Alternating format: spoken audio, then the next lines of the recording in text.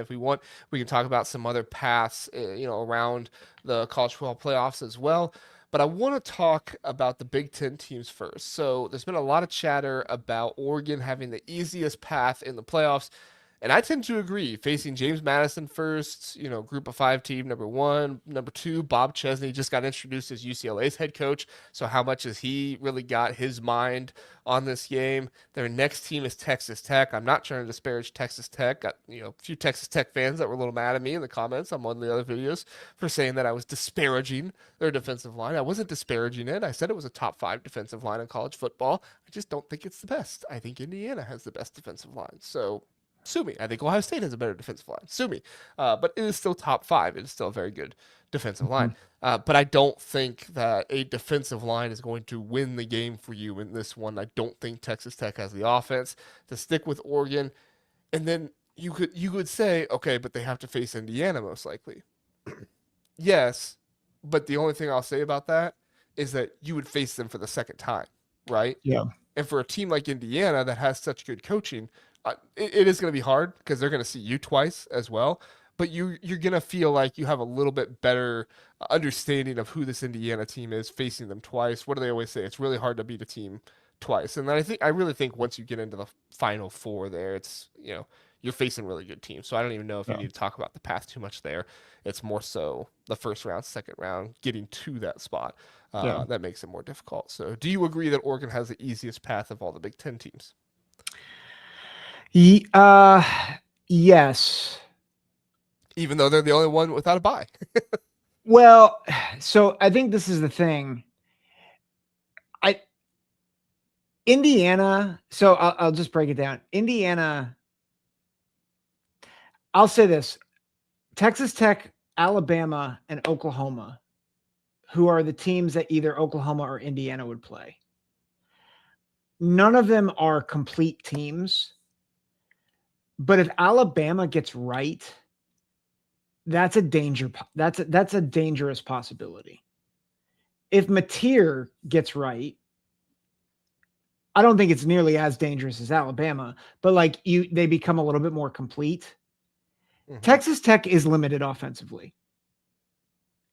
And even if they quote unquote get right, there is a much lower ceiling on their offense than either Alabama or Oklahoma. And I'm not saying I don't think Oklahoma has that high of a ceiling, but the reality is you compare their quarterbacks to Bain Morton, it just forget it. It's not close. And so just from the perspective of who has a more complete team, it is absolutely Alabama and Oklahoma, even though I would argue that right now, if they played today, I'd probably pick Texas Tech over both of them. But they have time to get right, to get healthy, and they have more talent. So that's, I think, the issue. And I think Oregon has the personnel up front to deal with what Texas Tech can bring on that defensive line. So yes, JMU, it's a great story. My friend is the lead nutritionist at JMU, so I've got a lot of love for That's them. cool. They're not winning. Yeah. It's not going to happen. JMU's been having a lot of fun with it, by the way. They're like, we know there's been a lot of talk about talent deficiency, but listen, Oregon's good, guys. Don't worry about it. It's going to be a good game. They've been great, but That's fine. I tend to agree that I think potential. I think if you get the ceiling of every team on that side of the bracket, Texas Tech's ceiling is not as high as Oklahoma or Alabama. Uh, maybe. I don't know. Let's get to Dave's super chat, and then we'll talk about it. Dave says $5. Appreciate it, Dave. You always coming in with the super chats. Very, very thankful for that. Says, do you think that there should be two G5 schools in the playoffs? And then again, watching Notre Dame flip out is hilarious. There are definitely aspects of it that are really funny, and it's provided great content for the channel. People like to hear about is Notre Dame going to join the Big Ten, so I can't complain at all. But yeah, I mean, retracting the Notre Dame stuff, I've said it before. I do think you need to have at least one spot for a G5 team just to kind of help create opportunity, especially if you don't have a group of five playoffs or anything like that. I might change my tune on that if there was a group of five playoffs, but I don't think we're ever going to get to that point. So no, I do not think there should be two G5 teams in the playoffs, but I'm not blaming the G5 for that. I'm blaming the ACC and how stupid they are for that. Yeah, They're stupid agreed. tiebreaker. So Yeah. I and I know it's not the same conversation, but well, there's two things I want to bring up. One, I hate the reactionary changing of things. We did it a year ago when we're like, the seeding is wrong. Conference champions shouldn't get buys. And immediately we switched it. I'm like, we had 1 year of it. Like I mean, that was pretty egregious, though, didn't you think? Having a G5 yes, team get a it bye. it was egregious, but again, it's like we we don't know how it's going to play out year after year. And let's be real too. The G5 team that got in, Boise State, was actually a pretty good G5 team.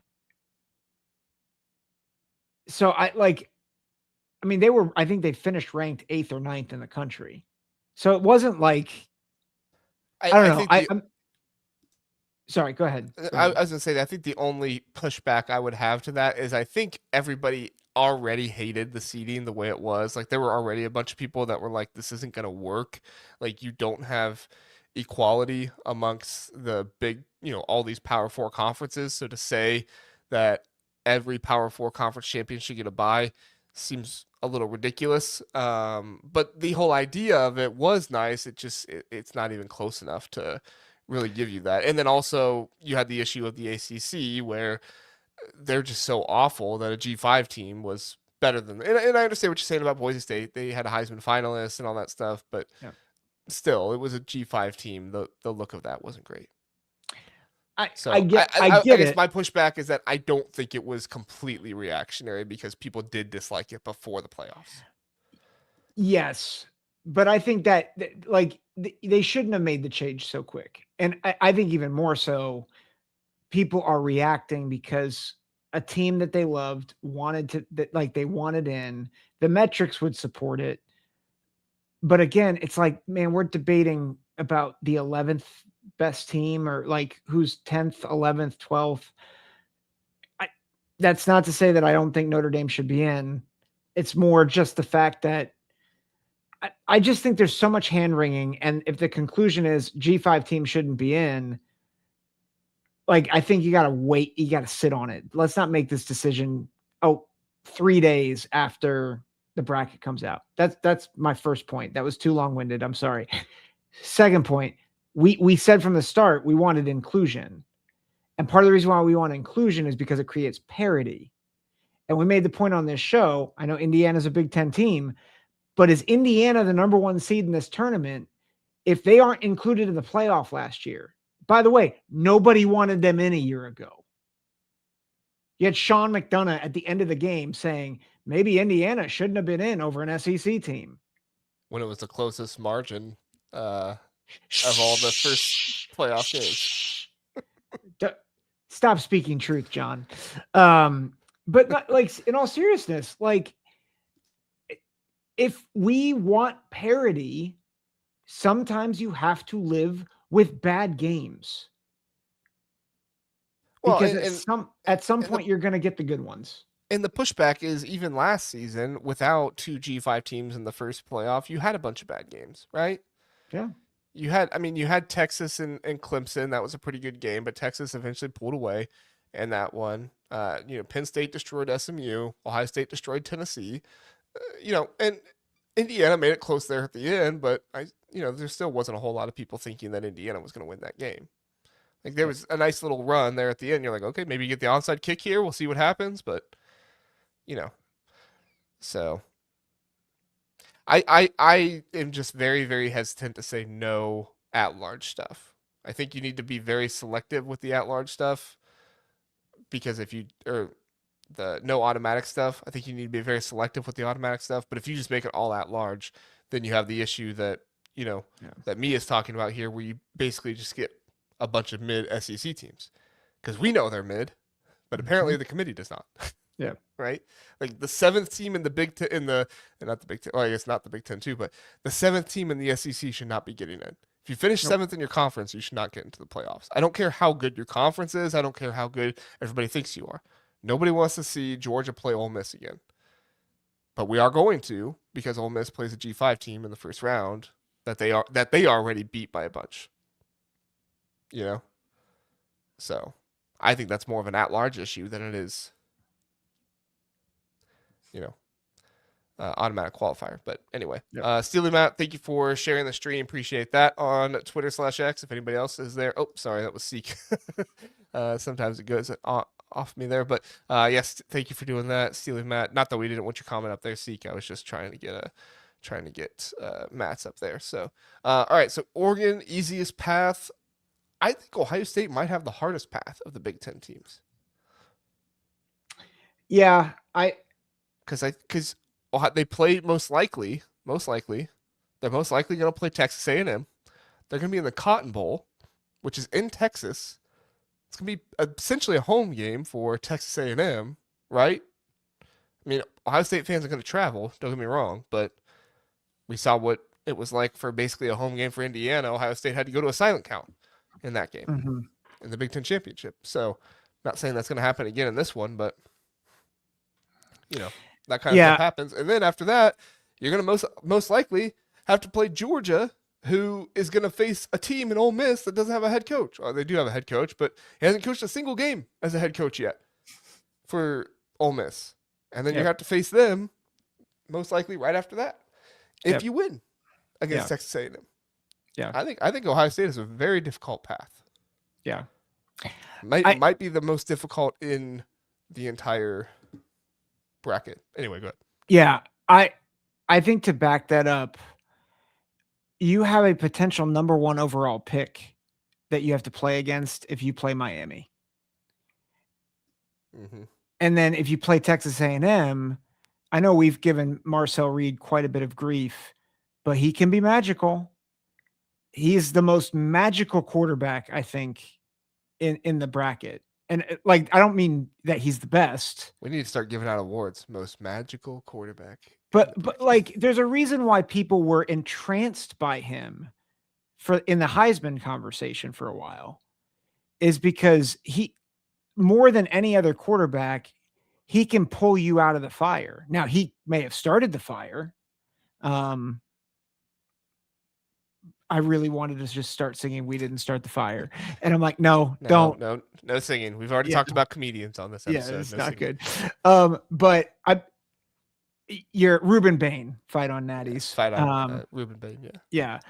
But so like you've got, I think maybe the two of the most impactful players, not named Fernando Mendoza or anybody on the Ohio State roster, or Dante Moore, right? So, like, the most impactful players in this playoff are on Big Ten teams, except for Ruben Bain at Miami and Marcel Reed at Texas A&M.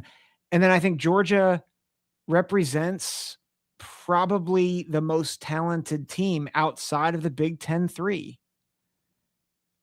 So, yeah, I think Ohio State has the toughest road. Yeah. And Seek points out they had the toughest road last year. Saw how that worked out. Yeah.